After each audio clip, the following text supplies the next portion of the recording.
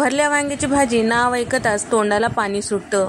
कमीत कमी साहित्यामध्ये आणि त्यासोबत कांदा लसूण विरहित आज आपण भरल्या वांग्याची मस्त चटपटीत भाजी पाहणार आहोत. चला तर मग साध्या सोप्या पद्धतीची भरल्या वांग्याची भाजी कशी करायची ते पाहूया. भरली वांगे करण्यासाठी इथे मी साधारण 300 ते 350 ग्राम इतकं वांगे घेतलेले आहेत. थोड्याशा मोठ्या आकाराचे घेतलेले आहेत, ज्यामुळे यामध्ये मसाला व्यवस्थित भरण्यात येईल. आणि सोबतच छान असं मधोमध कट करून घेतलेला आहे आणि वरचा देठाचा भाग काटेरी भाग मी कट करून घेतलेला आहे. चमचाभर मीठ टाकून याला साधारण 10 ते 12 मिनिटांसाठी झाकून ठेवूया, म्हणजे वांगे छान व्यवस्थित तयार होतात, यातला काळपटपणा निघून जातो.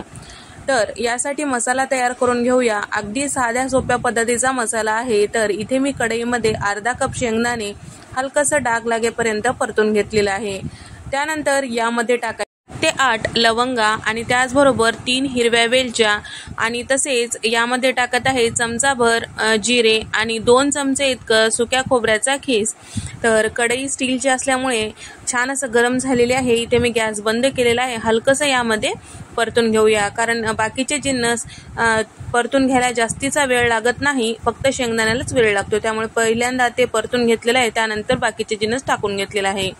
आता पूर्णपणे थंड झाल्यानंतर मिक्सरच्या भांड्यामध्ये टाकून घेतलेला आहे 1.5 चमचा धने पावडर, 2.5 चमचा लाल मिरची पावडर आणि त्याचबरोबर अर्धा चमचा हळद यामध्ये टाकून घेतलेला आहे. चवीपुरतं मीठ टाकून झाकण लावून आपल्याला मिक्सरला फिरवून घ्यायचं आहे.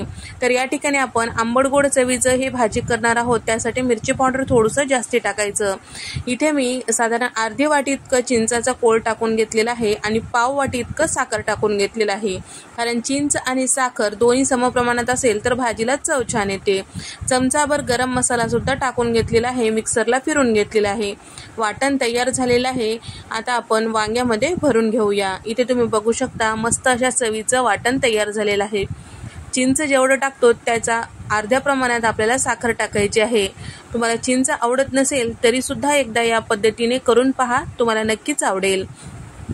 या ठिकाणी तयार करून घेतलेलं जे वाटण आहे आपल्याला वांग्यामध्ये छान असं भरून घ्यायचं आहे.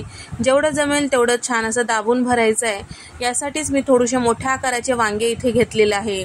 या पद्धतीने सगळे वांगे भरून घ्यायचं आहे आणि शिल्लक राहिलेला मसाला याच भाजीत वापरणार आहोत.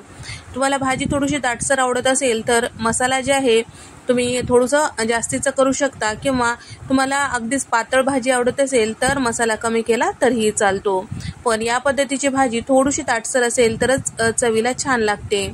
तर या ठिकाणी कढईमध्ये मी साधारण 5 चमचे तेल टाकून घेतलेलं आहे आणि अर्धा चमचा मोहरी, अर्धा चमचा जिरं यामध्ये छान फुलू द्यायचं आहे. नंतर मसाला भरलेले जे वांगे आहेत यामध्ये टाकून घ्यायचं आहे. तर या ठिकाणी सगळे वांगे टाकल्यानंतर लगेचच आपल्याला शिल्लक राहिलेला मसाला टाकायचा नाही, तर थोडंसं झाकून ठेवायचं. हलकंसं या वांग्याला वाफ आलं की मग आपल्याला शिल्लक राहिलेला मसाला टाकायचा आहे. जर सुरुवातीला कढई तापलेली असेल तर मसाला देखील यामध्ये टाकताल तर मसाला जे आहे बूड धरू शकतो किंवा करपू शकतो. त्यासाठी सुरुवातीला या पद्धतीने हलकंसं आपल्याला परतून घेऊन झाकण लावून एखाद वाफ घ्यायचा आहे. तर या ठिकाणी गॅसचा फ्लेम कमी ठेवायचा आहे.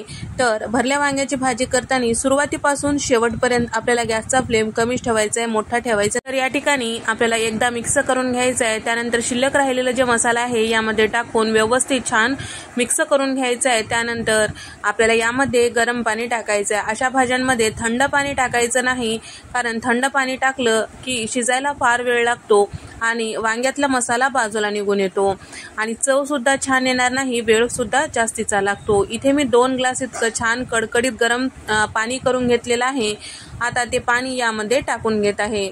आता पाणी टाकल्यानंतर इथे मी टाकत आहे कोथिंबीर. तर साधारण मुठभर इतकी कोथिंबीर टाकून घेतलेली आहे. सगळं छान व्यवस्थित मिक्स करून घेऊया. झाकण लावून गॅसचा फ्लेम कमी करून वांग छान नरम होईपर्यंत शिजून घ्यायचं आहे. 1-2 वेळेस झाकण काढून आपल्याला छान व्यवस्थित मिक्स करत राहायचं आहे, जेणेकरून सगळीकडून व्यवस्थित असं शिजेल. झाकण काढून साधारण 2 ते 3 वेळेस मी छान असं व्यवस्थित मिक्स करून घेतलेलं आहे. फारसं हलवत बसायचं नाही, नाहीतर वांग्यातला मसाला बाजूला होतो. या ठिकाणी इथे साधारण 12 ते 13 मिनिटांनंतर तेल साईडला सुटलेलं आहे. वांग देखील छान असं नरम झालेलं आहे. तुम्ही बघू शकता मस्त ही भाजी तयार झालेली आहे। एकदा या पद्धतीने नक्की करून पहा, साधी सोपी रेसिपी आहे। तर या भाजीमध्ये कांदा लसूण नाही वापरला तरी चिंच, गूळ आणि थोडासा गरम मसाला वापरल्यामुळे आणि त्याचबरोबर लवंग आणि विलायची ह्या पदार्थांमुळे भाजीला खूप छान टेस्ट येते। एकदा या पद्धतीने भाकरीसोबत चपातीसोबत करून पहा, नक्कीच आवडेल। साधी सोपी रेसिपी तुम्हाला जर आवडली असेल तर व्हिडिओला लाईक करा, चॅनलला सबस्क्राईब करा आणि तुम्हाला हा व्हिडिओ कसा वाटला कमेंट करून सांगा। अशाच मस्त नवनवीन रेसिपीजमध्ये आपण भेट देऊया। तोपर्यंत नमस्कार, बाय।